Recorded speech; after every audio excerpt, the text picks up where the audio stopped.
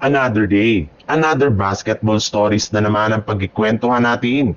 At ngayon nga, yung pag-uusapan natin ang balitang latest update sa pagkuha ng Los Angeles Lakers kay Nikola Vucevic. At ang balitang nagkakaproblema na nga daw ang Golden State Warriors kay Jonathan Kuminga. Matapos nga ang ilang linggong paghihintay ay sa wakas, opisyal na rin naman ngang pumirma si Luka Doncic sa kanyang bagong contract extension ngayong araw na nagkakahalaga ng mahigit sa 3-year, $165 million maximum contract na merong player option sa darating na taong 2028.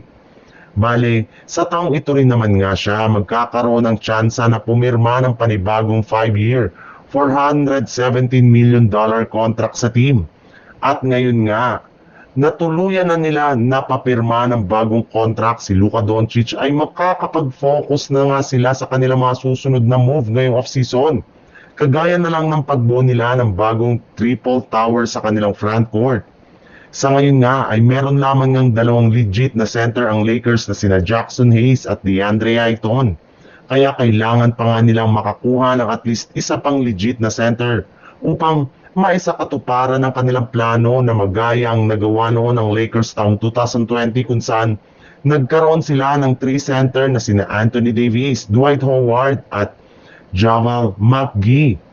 At para nga maulit nila yan ay meron nga silang dalawang natitirang choice kung saan una dyan ang pagkuha nila kay Nikola Vucevic sa buyout market habang ang pangalawa naman ay ang pag-trade nila kay Robert Williams mula sa Portland Trail Blazers.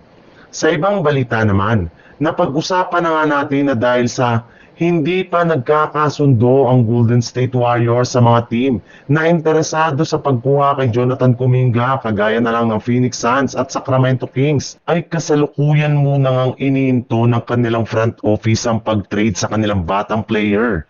Gusto nga ng Warriors either sa Suns o sa Kings ng isang mas magandang trade package na mapapakinabangan nila next season. Ngunit dahil rin naman nga sa pangyayaring ito, ay naapektuhan na nga niyan ang kanilang sanang mga gagawing transaksyon at ibang mga move ngayong off-season. Yes, ayon nga sa ibinulgar na balita ng isang NBA insider, hanggat hindi pa nga daw na ititrade ng Golden State Warriors si Kuminga, ay hindi pa nga sila makakagawa ng ibang move katulad na lang ng naibalitang pagbabalik kay DeAndre Milton at ang pagpapapirma nila sa veteran free agent na big man na si Al Horford. Pero sa kabila nga niyan, ay inaasahan pa rin nga na maitutuloy nila ang pag-trade kay Kuminga sa mga susunod na araw.